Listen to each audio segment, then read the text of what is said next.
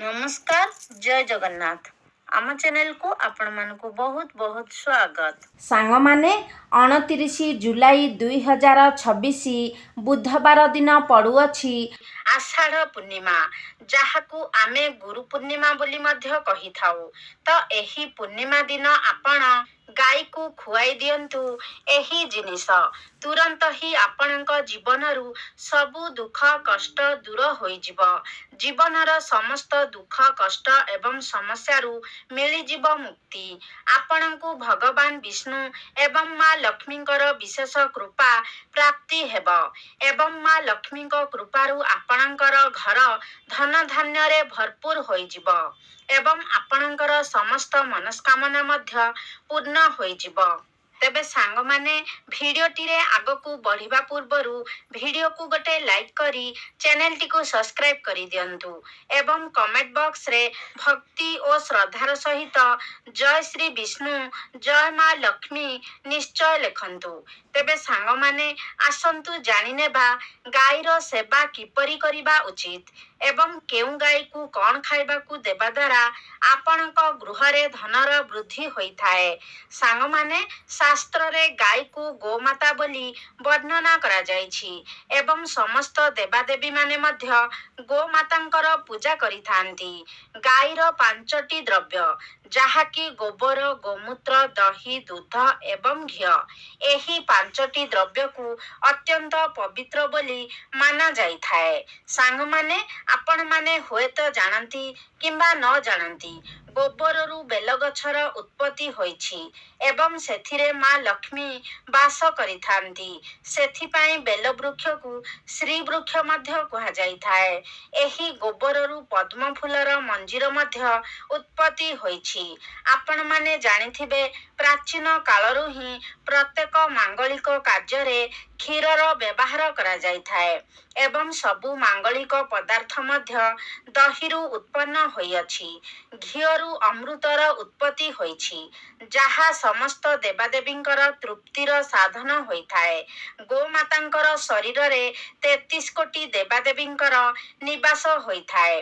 गाईटी अत्यंत निर्मल शांत पवित्र एवं निष्पाप प्राणी होइथाए। चतुर्वेद रे गाई को आमर पालन पोषण करुथिबा कामधेनु माता बोली कुहा जाइथाए। गाईर दर्शन मात्रे ही मनुष्यर हजारे पाप नष्ट होई जाइथाए। सेथिपाई एही निष्पाप गोमाता उपरे कदापि भी अत्याचार करिबा उचित नुहे। गाई को मारिबा किंबा कौनसी प्रकारर कष्ट देबा केबे भी उचित होई न थाए। एहा द्वारा आपण बहुत बड़ पापर भाग्य होइतांती।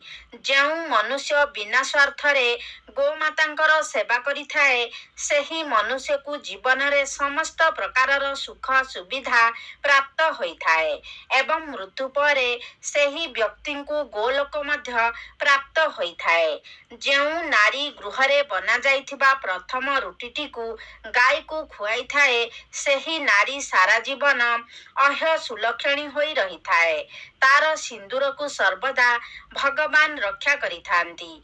जेउ व्यक्ति गाई ठारू प्राप्त पंचद्रव्य को निज गृहरे सर्वदा रखिथाए सेही गृहरे दुख कष्ट केबे भी प्रवेश करि पारि न थाए एवं जेउ व्यक्ति प्रत्येक दिन गोमातांकर किछि ना किछि सेवा करिथाए से व्यक्ति अत्यंत पुण्यशाली होइथांती।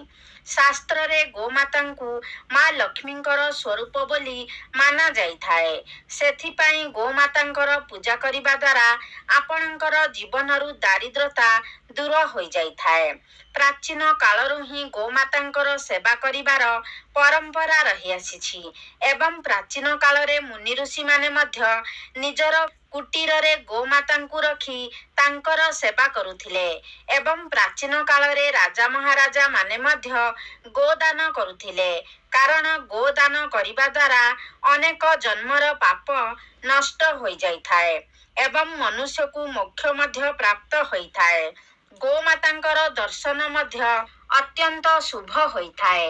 ଶାସ୍ତ୍ରରେ ବର୍ଣ୍ଣନା ରହିଛି ଯେ ଯଦି ଆପଣ ସକାଳୁ ଉଠି ପ୍ରଥମେ ଗୋମାତାଙ୍କର ଦର୍ଶନ କରନ୍ତି ତେବେ ଆପଣଙ୍କୁ ଅନେକ ପୁଣ୍ୟ ପ୍ରାପ୍ତି ହୋଇଥାଏ ଏବଂ ସକାଳୁ ଯଦି ଆପଣ ଗୋବରର ଦର୍ଶନ କରନ୍ତି ତେବେ ଆପଣଙ୍କୁ ଲକ୍ଷ୍ମୀ ପ୍ରାପ୍ତି ହୋଇଥାଏ। ଯଦି ଆପଣ କୌଣସି କାର୍ଯ୍ୟରେ ଯାଉଛନ୍ତି ଏବଂ ଗଲାବେଳେ ଆପଣଙ୍କ ବାଟରେ ଗୋମାତାଙ୍କର ଦର୍ଶନ ହେଉଛି କିମ୍ବା ଆପଣଙ୍କର ସାମ୍ନାରେ ଗୋମାତା ଚାଲି ଯାଉଛନ୍ତି ତେବେ ସେହି କାର୍ଯ୍ୟରେ ନିଶ୍ଚୟ ଭାବରେ ଆପଣଙ୍କୁ ସଫଳତା ମିଳିଥାଏ। ଯଦି ଆପଣଙ୍କର କୁଣ୍ଡଳୀରେ ପିତୃଦୋଷ ଲାଗିଥାଏ ତେବେ ଅନ୍ୟ ଉପାୟ ଗୁଡ଼ିକ ସହିତ ଆପଣ ଯଦି ପ୍ରତ୍ୟେକ ଦିନ ଗୋମାତାଙ୍କୁ ରୁଟି ଏବଂ କିଛି ଘାସ ଖାଇବାକୁ ଦିଅନ୍ତି ତେବେ ଆପଣଙ୍କ କୁଣ୍ଡଳୀ ପିତୃଦୋଷରୁ ମୁକ୍ତ ହୋଇଥାଏ ଏବଂ ଆପଣଙ୍କୁ ପିତୃ ଆଶୀର୍ବାଦ ପ୍ରାପ୍ତି ହୋଇଥାଏ। ଏବଂ ଯଦି ଆପଣଙ୍କର ଜାତକରେ ଶନି ଦୋଷ ଲାଗିଛି କିମ୍ବା ଆପଣଙ୍କର କୁଣ୍ଡଳୀରେ ଶନି ନୀଚ ସ୍ଥିତିରେ ରହିଛନ୍ତି ତେବେ ଆପଣ ପ୍ରତ୍ୟେକ ଶନିବାର ଦିନ କଳା ରଙ୍ଗର ଗାଈକୁ ରୁଟି ଏବଂ ଚାରା ଖାଇବାକୁ ଦିଅନ୍ତୁ। ଏହା ସହିତ ଗୋମାତାଙ୍କର ପୂଜା ମଧ୍ୟ କରନ୍ତୁ।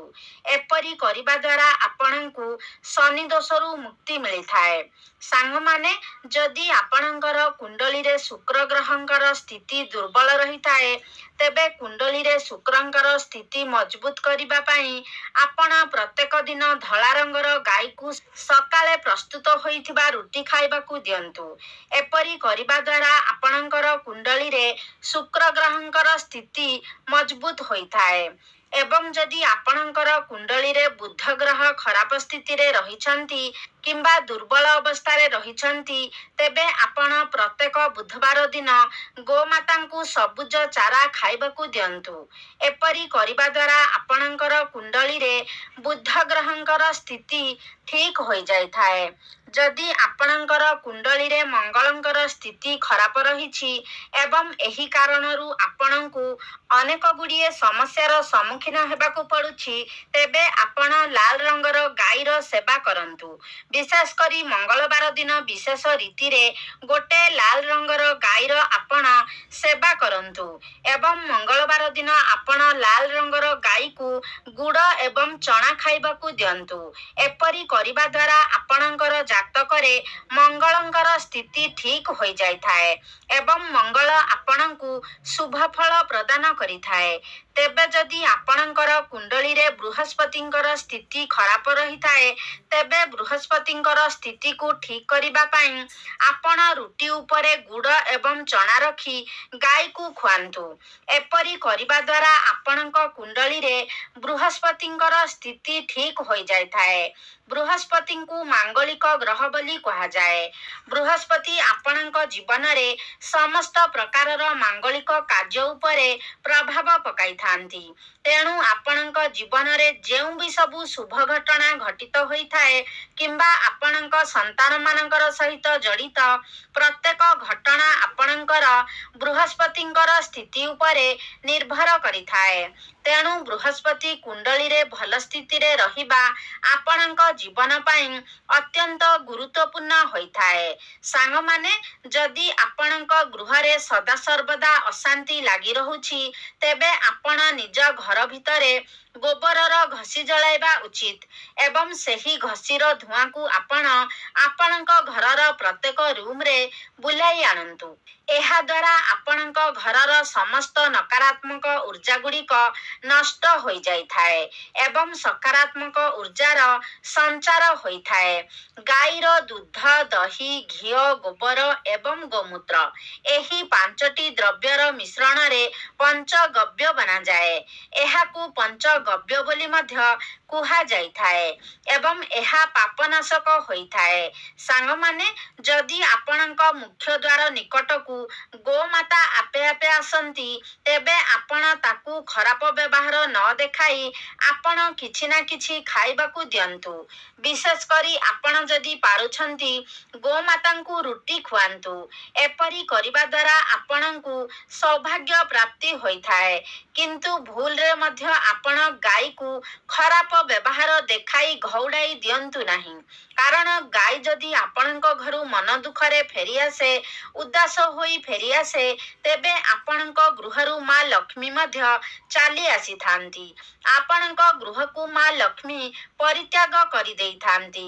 ପ୍ରତ୍ୟେକ ଦିନ ଘରର ନାରୀମାନେ ଗାଈ ପାଇଁ ଏକ ରୁଟି ବନାଇବା ଉଚିତ ଏବଂ ସେହି ରୁଟିଟିକୁ ଶ୍ରଦ୍ଧାପୂର୍ବକ ଗାଈକୁ ଖାଇବାକୁ ଦେବା ଉଚିତ। ଏହାଦ୍ୱାରା ଆପଣଙ୍କୁ ଗୋମାତାଙ୍କର ଆଶୀର୍ବାଦ ପ୍ରାପ୍ତି ହୋଇଥାଏ ଏବଂ ଆପଣଙ୍କର ମନସ୍କାମନା ମଧ୍ୟ ପୂରା ହୋଇଥାଏ। ମାତ୍ର କିଛି ଲୋକ ଗୋମାତାଙ୍କୁ ବାସି ଖାଦ୍ୟ, ଖରାପ ହୋଇଯାଇଥିବା ଖାଦ୍ୟ ଏବଂ ଅଇଁଠା ଖାଦ୍ୟ ମଧ୍ୟ ଖୁଆଇ ଦେଇଥାନ୍ତି। ଏହାକୁ ଶାସ୍ତ୍ରରେ ମହାପାପ ବୋଲି ବର୍ଣ୍ଣନା କରାଯାଇଛି। ଏହି ସବୁ ଖାଦ୍ୟଗୁଡ଼ିକୁ ଆପଣ ଅନ୍ୟ ପ୍ରାଣୀଙ୍କୁ ଖାଇବାକୁ ଦେଇପାରିବେ, ମାତ୍ର ଗୋମାତାଙ୍କୁ କେବେ ବି ଖରାପ ହୋଇଯାଇଥିବା ଖାଦ୍ୟ କିମ୍ବା ଅଇଁଠା ଖାଦ୍ୟ ଖୁଆଇବା ଉଚିତ ନୁହେଁ। ଯେହେତୁ ଗାଈକୁ ଗୋମାତା ବୋଲି ମାନାଯାଇଥାଏ ଏବଂ ଗୋମାତାଙ୍କର ଶରୀରରେ 33 କୋଟି ଦେବାଦେବୀଙ୍କର ବାସ ହୋଇଥାଏ, ତେଣୁ ଗାଈକୁ ଏପରି ଖାଦ୍ୟ ଦେବାର ଅର୍ଥ 33 କୋଟି ଦେବାଦେବୀଙ୍କର ଅପମାନ କରିବା ସହିତ ସମାନ ହୋଇଥାଏ। ଆପଣ ଦେଇଥିବା ସେହି ଖରାପ ଖାଦ୍ୟକୁ ଗୋମାତା ଭୋକ କାରଣରୁ ଗ୍ରହଣ ତ କରିଥାନ୍ତି, ମାତ୍ର ଖାଦ୍ୟ ଦେଇଥିବା ବ୍ୟକ୍ତିଙ୍କ ଉପରେ ସେହି ପାପ ଲାଗିଥାଏ। ଗାଈ ଏକ ଶାକାହାରୀ ଏବଂ ପୁଣ୍ୟାତ୍ମା ପ୍ରାଣୀ ଅଟେ, ତେଣୁ ଗାଈର ଖାଦ୍ୟରେ କେବେ ବି ଆମିଷ ଦିଅନ୍ତୁ ନାହିଁ। ଆପଣ ଯଦି ଏମିତି କାର୍ଯ୍ୟ କରିଥାନ୍ତି, ତେବେ ଆପଣଙ୍କୁ ମହାପାପର ଭାଗୀ ହେବାକୁ ପଡ଼ିଥାଏ। ସାଙ୍ଗମାନେ, ଯଦି ଆପଣଙ୍କର କୁଣ୍ଡଳୀରେ ଚନ୍ଦ୍ର ଦୋଷ ଲାଗିଛି ଏବଂ ଯେଉଁ କାରଣରୁ ଆପଣ ଅନେକ ଗୁଡ଼ିଏ ସମସ୍ୟାର ସମ୍ମୁଖୀନ ହେଉଛନ୍ତି, ତେବେ ରୁଟି ଉପରେ ଧଳା ଲହୁଣୀ, ଘିଅ ଏବଂ କିଛି ଲୁଣ ଲଗାଇ ଆପଣ ଗୋମାତାଙ୍କୁ ଖାଇବାକୁ ଦିଅନ୍ତୁ। ଏବଂ ଯଦି ଜାତକରେ ଶନି ଦୋଷ ଲାଗିଛି, ତେବେ ଅଟାରେ କିଛି କଳା ରାଶି ମିଶାଇ ସେହି ଅଟାରେ ଆପଣ ରୁଟି ବନାଇବେ ଏବଂ ସେହି ରୁଟିକୁ ଆପଣ ଗୋମାତାଙ୍କୁ ଖୁଆଇ ଦିଅନ୍ତୁ। ଏପରି କରିବା ଦ୍ୱାରା ଆପଣଙ୍କୁ ଶନି ଦୋଷରୁ ମୁକ୍ତି ମିଳିଥାଏ। ଯଦି ଆପଣଙ୍କ ଗୃହରେ ଆର୍ଥିକ ସଙ୍କଟ ଦେଖାଦେଉଛି, ଧନଜନିତ ସମସ୍ୟା ଦେଖାଦେଉଛି, ତେବେ ଗୁରୁବାର ଦିନ ଆପଣ ଗାଈକୁ କଦଳୀ ଖୁଆଇବା ଶୁଭ ହୋଇଥାଏ। ଏହାଦ୍ୱାରା ଆପଣଙ୍କର ଧନଜନିତ ସମସ୍ୟା ଦୂର ହୋଇଯାଇଥାଏ। ଗୋମାତାଙ୍କର ପିଠିରେ ଯେଉଁ କୁବଡ଼ ରହିଥାଏ, ସେଥିରେ ସୂର୍ଯ୍ୟକେତୁ ନାଡ଼ି ରହିଥାଏ ଏବଂ ଯଦି ଆପଣଙ୍କର ଗୃହକୁ ଆପଣଙ୍କର ମୁଖ୍ୟ ଦ୍ୱାର ନିକଟକୁ ଗୋମାତା ଆସିଥାନ୍ତି, ତେବେ ତାଙ୍କର ସେହି କୁବଡ଼କୁ ଆପଣ ନିଶ୍ଚୟ ରୂପରେ ସ୍ପର୍ଶ କରନ୍ତୁ, କାରଣ ଏପରି କରିବା ଦ୍ୱାରା ଆପଣଙ୍କୁ ଅନେକ ଗୁଡ଼ିଏ ରୋଗରୁ ମୁକ୍ତି ମିଳିଥାଏ। ଶାସ୍ତ୍ରରେ ବର୍ଣ୍ଣନା କରାଯାଇଛି, ଯେଉଁ ବ୍ୟକ୍ତି ନିଃସ୍ୱାର୍ଥପର ଏବଂ ଶ୍ରଦ୍ଧାଭାବ ନେଇ ଗୋମାତାଙ୍କୁ ସେବା କରିଥାଏ, ସେହି ବ୍ୟକ୍ତି ମୃତ୍ୟୁ ପରେ ଗୋମାତାଙ୍କର ଲାଞ୍ଜକୁ ଧରି ବୈତରଣୀ ନଦୀ ପାର କରି କରି ଯାଇଥାଏ। ସେହି ବ୍ୟକ୍ତିଙ୍କର କେବେ ବି ଅକାଳ ମୃତ୍ୟୁ ହୋଇନଥାଏ ଏବଂ ସେହି ବ୍ୟକ୍ତିଙ୍କୁ ସୌଭାଗ୍ୟ ପ୍ରାପ୍ତି ହୋଇଥାଏ। ଯଦି ଆପଣଙ୍କୁ ଦୁର୍ଭାଗ୍ୟ ପିଛା ଛାଡ଼ୁନାହିଁ, ସର୍ବଦା ପ୍ରତ୍ୟେକ କାର୍ଯ୍ୟରେ ଆପଣଙ୍କୁ ବିଫଳତା ହିଁ ହାତ ଲାଗୁଛି, ତ ଆପଣ ହାତରେ ଗୁଡ଼ ରଖି ଗୋମାତାଙ୍କୁ ଚଟାନ୍ତୁ। ଏପରି କରିବା ଦ୍ୱାରା ଆପଣଙ୍କର ଶୋଇ ରହିଥିବା ଭାଗ୍ୟ ଜାଗ୍ରତ ହୋଇଥାଏ ଏବଂ ଆପଣଙ୍କୁ ପ୍ରତ୍ୟେକ କାର୍ଯ୍ୟରେ ଆପଣଙ୍କ ଭାଗ୍ୟର ସାଥ ମିଳିଥାଏ। ଆପଣ ଯଦି ଗୋମାତାଙ୍କୁ ରାଶି ଲଡୁ କିମ୍ବା ରାଶିରେ ପ୍ରସ୍ତୁତ କୌଣସି ବି ଦ୍ରବ୍ୟ ଖାଇବାକୁ ଦିଅନ୍ତି, ତେବେ ଆପଣଙ୍କୁ ଅଖଣ୍ଡ ସୌଭାଗ୍ୟ ପ୍ରାପ୍ତି ହୋଇଥାଏ। ତେବେ ସାଙ୍ଗମାନେ, ଏହି ପବିତ୍ର ପୂର୍ଣ୍ଣିମା ଦିନ ଆପଣ ଗୋମାତାଙ୍କୁ ଏହି ଜିନିଷ ଗୁଡ଼ିକ ମଧ୍ୟରୁ ଯେକୌଣସି ଗୋଟିଏ ଜିନିଷ ଖୁଆଇ ଦିଅନ୍ତୁ। ନିଶ୍ଚୟ ଭାବରେ ଆପଣଙ୍କର ସମସ୍ତ ମନସ୍କାମନା ପୂର୍ଣ୍ଣ ହୋଇଯିବ। ତେବେ ସାଙ୍ଗମାନେ, ଆଶା କରୁଛି ଆଜିର ଭିଡ଼ିଓଟି ଆପଣମାନଙ୍କୁ ନିଶ୍ଚିତ ଭାବରେ ଭଲ ଲାଗିଥିବ। ଯଦି ଭଲ ଲାଗିଛି, ତାହେଲେ ଲାଇକ୍ କରନ୍ତୁ, ସେୟାର କରନ୍ତୁ। ଆମ ଚ୍ୟାନେଲକୁ ଯଦି ସବସ୍କ୍ରାଇବ୍ କରିନାହାନ୍ତି, ତାହେଲେ ସବସ୍କ୍ରାଇବ୍ କରିଦିଅନ୍ତୁ ଏବଂ କମେଣ୍ଟ ବକ୍ସରେ ଜୟ ମା ଲକ୍ଷ୍ମୀ ନିଶ୍ଚୟ ଲେଖନ୍ତୁ।